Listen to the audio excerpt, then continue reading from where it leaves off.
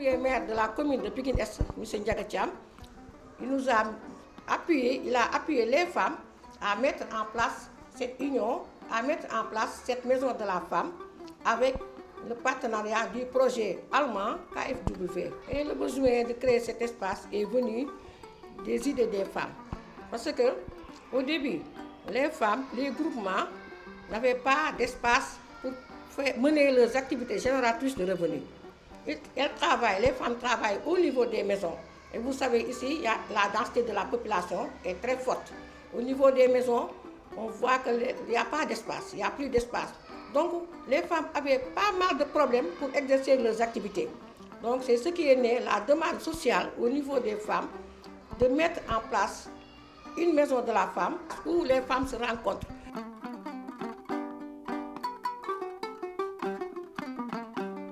Vous pouvez voir un groupement dont son domaine d'intervention est la couture. Vous pouvez voir de l'autre côté un groupement dont son domaine d'intervention est la teinture. L'autre, le micro-jardinage. Donc ça nous permet de regrouper l'ensemble des domaines d'intervention pour créer un espace où on peut exercer et un espace d'orientation, un espace de sensibilisation pour qu'on puisse sensibiliser les femmes, qu'on puisse montrer à la femme qu'elle a une place importante au niveau de la société. Parce que les femmes, avant la création de cette maison de la femme, les femmes exerçaient leurs activités dans les maisons. Les femmes étaient un peu analphabètes. Les femmes, quand on finançait les femmes, elles avaient des problèmes de remboursement parce qu'elles n'avaient pas assez de formation pour mener leurs activités à bien. Donc c'est pourquoi on a créé cet espace pour sensibiliser les femmes, pour former les femmes en matière de gestion, par exemple, gestion administrative et financière, en matière d'éducation financière, en matière de dynamique de groupe. Dynamique de groupe, c'est le plus important.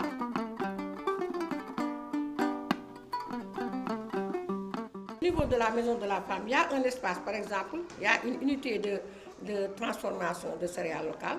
Les femmes s'exercent au niveau de l'unité. Il y a aussi, nous avons accueilli le GIOF, le guichet d'information, d'orientation et de formation des femmes, dont actuellement je suis la coordonnatrice. Nous avons aussi une boutique de droit, nous avons une mutuelle de santé communautaire. Donc la mutuelle, c'est sous la demande du maire qu'on lui a octroyé une salle pour la mutuelle de santé. Donc les femmes peuvent avoir des soins de santé primaire sans problème.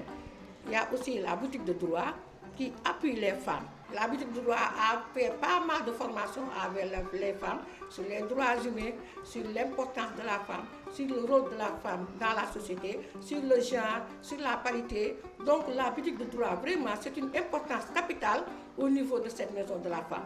Il y a une garderie communautaire. L'idée est née lors de l'installation des femmes au niveau des activités. Parce que les femmes veulent bien venir à la maison de la femme pour mener leurs activités génératrices de revenus, mais au fond, elles ont parfois des problèmes où déposer leurs enfants au moment où elles sont là en train de travailler.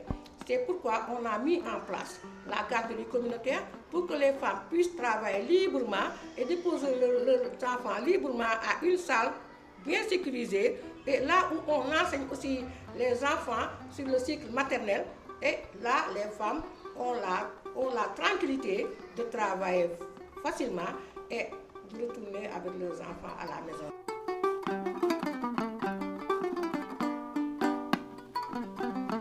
Et nous sommes très solidaires. Moi je suis ici à Pikine-Est, mais nous avons un comité consultatif de la femme où toutes les femmes se regroupent. Il y a le comité départemental, il y a le comité régional, il y a même le comité national. Donc les femmes ont des espaces où se réunir au niveau du service du développement communautaire de Pikine. Donc, comme nous avons la chance d'avoir une maison, et c'est la plus grande maison à Pikine, parce que nous avons un grand espace. Donc nous aussi, nous sollicitons aux autres maires, nous sollicitons aux autres autorités administratives du département de Pikine de bien mettre en place des maisons de la femme au niveau de chaque commune. Parce que elles doivent travailler, elles doivent montrer leur place dans la société. Parce que les femmes représentent 52% de la société. Et les femmes sont intelligentes, et les femmes sont fidèles, et les femmes aussi travaillent mieux que les hommes.